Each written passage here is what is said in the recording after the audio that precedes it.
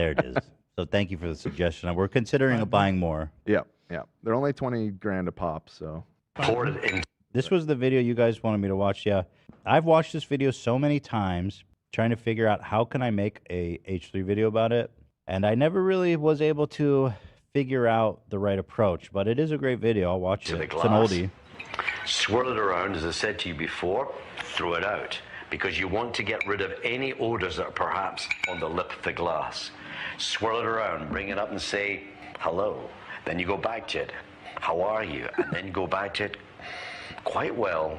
Yo, this man is smelling straight whiskey like it's wine. I love it. That's got to be gnarly. I love it. That you know that doesn't smell good.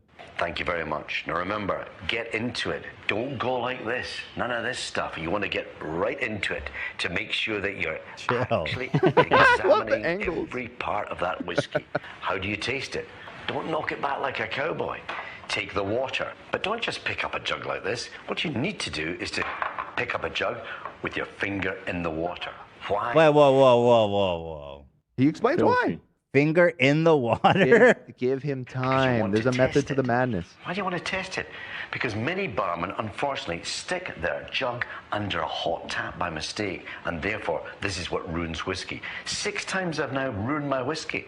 6 times. Twice in America, once in France, once in Stockholm, and twice in England. Hey. So, you take the still water, you put it into the whiskey, reduce it down to 35% alcohol. 35% alcohol is the ideal strength for really bringing out the whiskey in the palate. Put in the mouth.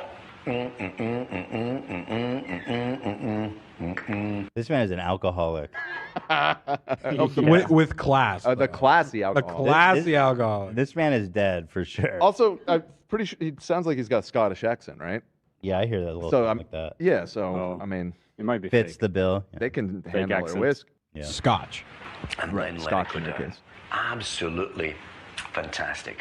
If in fact I hadn't added sufficient water, what would happen? This is what would happen. Your face would start grimacing. It would start changing because it was affecting the taste buds, anesthetizing them. So all you need I saw is that. a little That is water. what he gave us. Yeah. When I have a presentation, finish at night, want to relax, go into the bar, there's nothing more wonderful than the sound of whiskey being poured by the barman into a glass. And just when I'm about to take the glass from him to enjoy my whiskey. This man has just built this whole world around just justifying him being an alcoholic.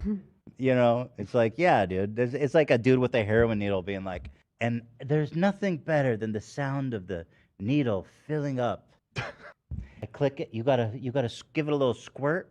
Oh yeah, make sure there's no air in it. The flick. I like to add a little bit of water to my heroin, just for the taste. And down it goes. And down it goes. Oh yes.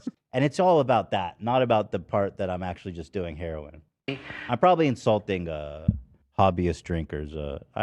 You're valid. Your hobby is valid, but He's made a whole career out of it. you are an I alcoholic. respect it. Yeah.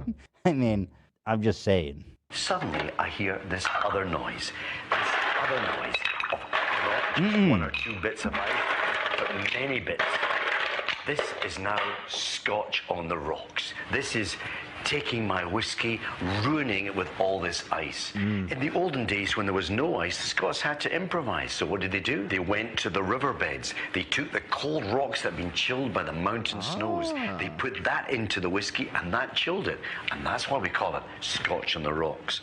All I'm saying to you is this. That cannot be why they call it Scotch on the rocks. That actually makes sense. Really?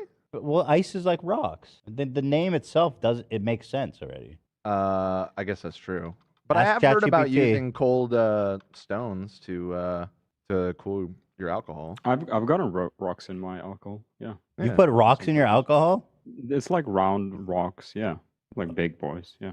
Big boy. On the rocks is what is the origin of that phrase for cocktails? GP's out.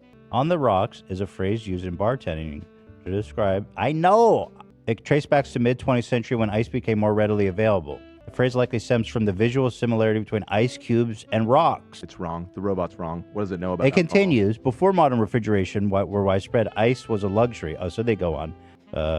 I think, Okay. ChatBTC agrees with me. Everybody's saying they own whiskey, or like, yeah, Really? I own whiskey stones. Whiskey stones? GP's up. I never heard of that. Yeah, I've seen those before. Okay. Great. Love Yeah, and it that. makes sense because it doesn't melt like ice, so it doesn't water down the alcohol, but it still keeps it cool. Mm-hmm. Yeah, it And makes it's sense. reusable. Makes And sense. it's reusable. If you're ever in a bar and you want to try and enjoy your whiskey this way, don't take it. Take hold of the barman and show him what it's all about. Yeah, chuck it away. You don't need it. Man, that dude set up a second camera for that. I love the Try and dramatic enjoy your flair whiskey there. This boat, he's like, get that second way. camera ready. Don't take it. Take hold of the barman and show him what it's all about. Yeah, chuck it away. You Can don't you need imagine going into a bar? It's like too much ice. And then just, I mean, yeah, I'd like to drink with him. That's pretty dope. but I feel like every sip you take, you'd be like, you're doing it wrong. You know? Mm-hmm.